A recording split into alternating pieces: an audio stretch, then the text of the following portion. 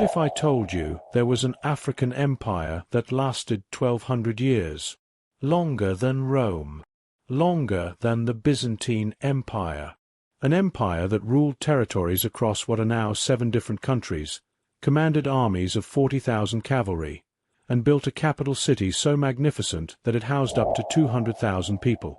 And yet, when most people think of great African empires, they mention Mali, Ghana, maybe Songhai.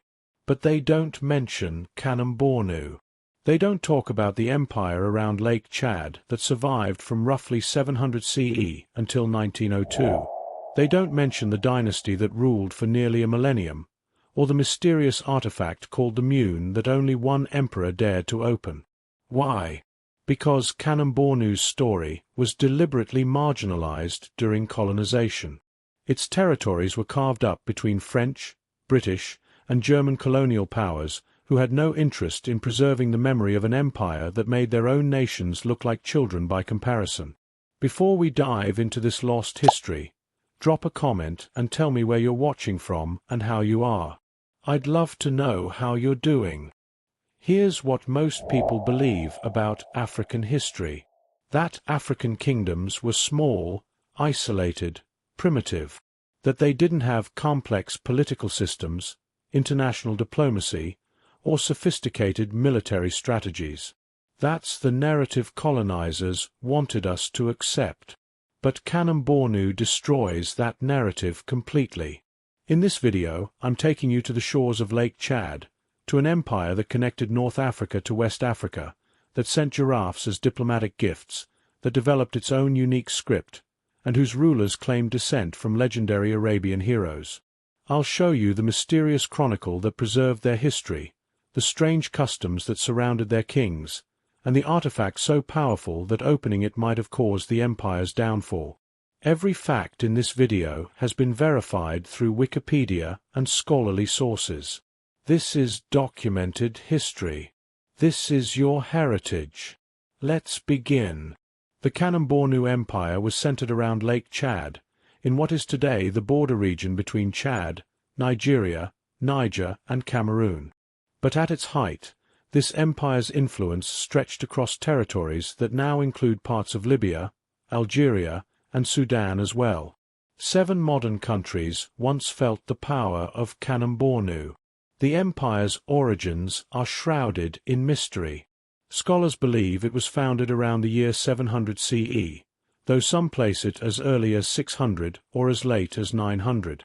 The early history is poorly known because the empire's first capital, Njimi, has never been found. Despite attempts to locate it since the mid-19th century, Njimi remains lost. Some Arab sources suggest it was originally a city of tents, built from impermanent materials that left no archaeological trace. What we do know is that the empire was probably founded by the Zaghawa people, pastoralists from the Enedi Plateau. The first ruling dynasty, called the Dugua, established their capital at this mysterious Njimi and took the title Mai, which means king or emperor. Now here's where it gets fascinating. The entire political history of Kanem-Bornu is reconstructed from a document called the Girgam, the Royal Chronicle. This chronicle was preserved through oral tradition for centuries before European scholars finally wrote it down in the mid-1800s. Think about that. An empire kept its entire history alive through storytelling alone. The Girgam lists the names of rulers and the lengths of their reigns with remarkable consistency across different versions. But the Girgam isn't entirely reliable. It incorporates some biblical figures in its early sections and contains contradictions. It's part history, part legend, part propaganda. And that makes it all the more mysterious. What topic about African kingdoms or empires baffles you the most? Drop it in the comments below, and I'll research it and make a video just for you. In the 11th century, something dramatic happened. The empire converted to Islam. The first Muslim ruler was a person named who may have been a woman. Yes, you heard that right. One of the empire's most significant rulers might have been female, though historical records are unclear, whose successor was overthrown by a man named Mune, who established the Sayfawa dynasty. And here's where the mystery deepens. The Sayfawa claimed descent from Sef ibn Yazan, a legendary Yemeni hero famous throughout the medieval Islamic world. Were they actually descended from Arabian nobility? Probably not. Other African dynasties of this era made similar claims to gain prestige and legitimacy. But the Sayfawa managed to make people believe it. They ruled Kanem-Bornu for nearly 1,000 years, making them one of the longest-lasting dynasties in human history. Under the Sayfawa, Kanem became a true empire. They controlled the salt trade, the slave trade, the ivory trade. They taxed caravans crossing the Sahara. They exported animal products to North Africa and imported weapons, books, beads, and cloth. By the 12th century, the empire had become so sophisticated that its scribes developed an original script style called the Barnawi. Then came Dunama II Dabalimi in the 13th century. This is the emperor who brought Kanem to its peak. He commanded a cavalry of 40,000 horsemen. He extended his rule as far as Fezzan in modern-day Libya. He justified wars as jihad and sold captives as slaves in exchange for horses from North Africa. But Dunama did something that might have doomed his empire. He opened the Mune. Nobody knows exactly what the Mune was. The historical sources call it an important religious artifact of unclear nature, some kind of sacred object that emperors weren't supposed to touch. And Dunama opened it. Shortly after this act, the empire began to collapse. Like this video. Comment and subscribe if you're finding this story as fascinating as I am. Your subscription means the world to me. This channel is still young and growing, and every single one of you helps keep these important African histories alive. Was opening the Mune really the cause of Kanem's decline? Probably not. The real reasons were more practical. The empire was overextended. Pastures had been overgrazed and dried out. Lake Chad itself was shrinking due to the medieval warm period. The maize had become too dependent on personal authority rather than institutional structures, and a group called the Bilola, who lived within the empire, started a rebellion. By 1380, the Bilola had driven the Sayfawa out of Kanem entirely and captured Njimi. The emperors fled across Lake Chad to Bornu, a former tributary territory in the west. But here's what makes this empire truly remarkable. Most empires would have ended right there. Lose your capital, lose your heartland, and it's over. Not Kanem-Bornu. The Sayfawa regrouped in Bornu and kept ruling as if nothing had changed. For about a century, they didn't even have a permanent capital. The court just moved from place to place, constantly on the move. Then, around 1472, Emperor Oli Igoji founded Ngazagamu on the shores of the Yobe River.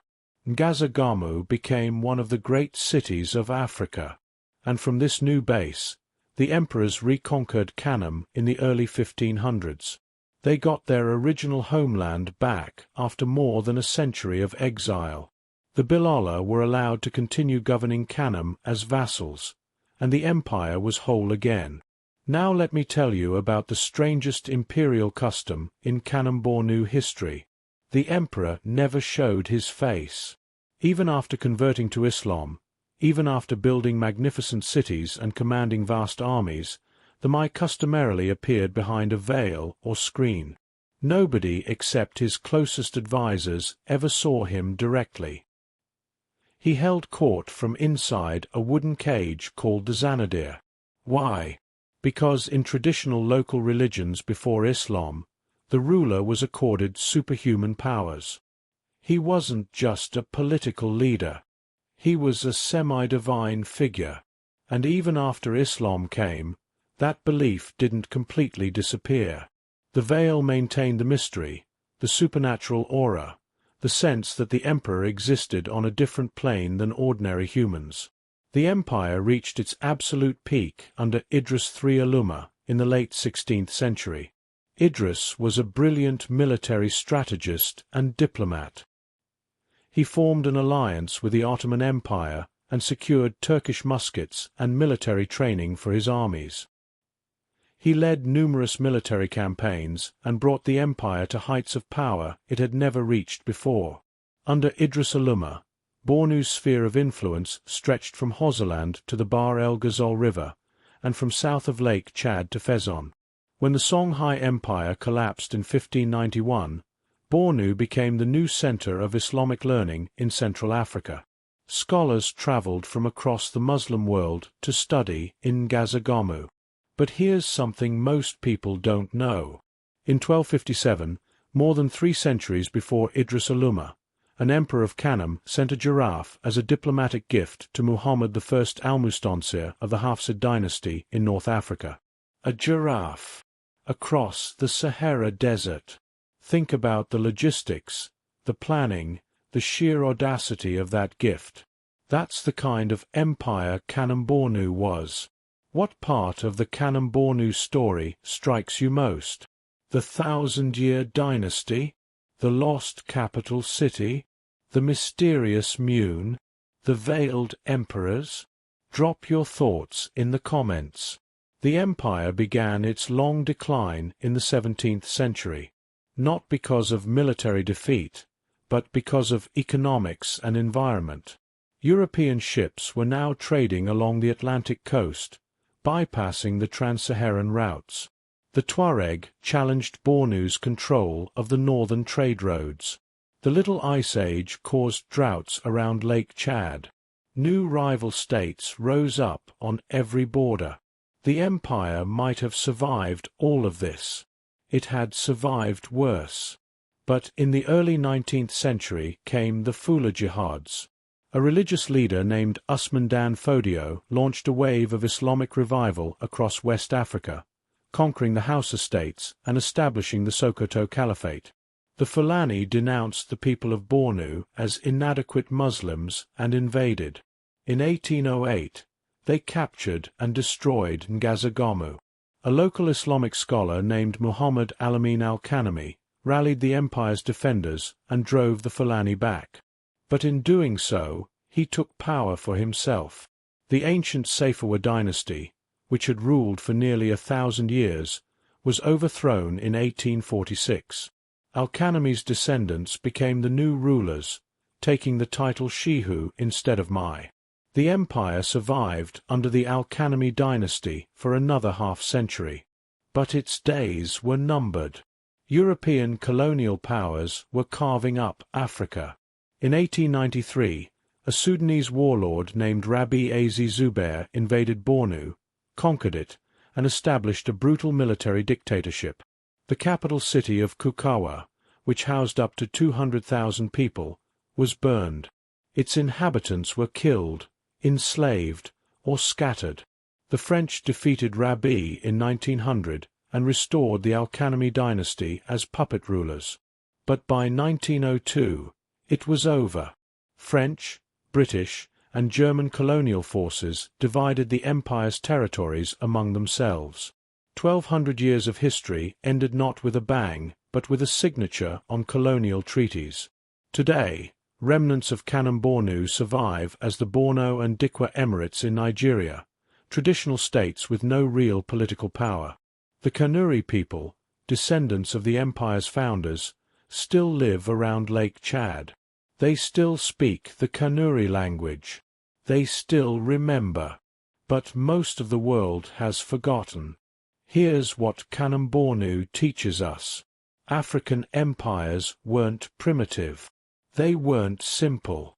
They were as complex, sophisticated, and powerful as any empire in Europe or Asia. Kanem-Bornu had international diplomacy, professional armies, a literate bureaucracy, a functioning tax system, and a political structure that survived for more than a millennium. The only reason you didn't learn about it in school is because colonial powers deliberately erased it from the narrative. They couldn't justify colonizing Africa if they admitted that Africans had built empires as great as Rome. If this story has opened your eyes to African history that's been hidden from you, please like this video, subscribe to this channel, and share it with someone who needs to hear this. Our ancestors built empires that deserve to be remembered. Your support keeps these stories alive. Thank you for taking this journey with me to Lake Chad, to the lands of the Mays who ruled behind veils, to the empire that survived for 12 centuries. Kanem-Bornu reminds us that Africa's history is deeper, richer, and more glorious than we've been taught. Until next time, remember that the stories they didn't teach you in school are often the ones that matter most.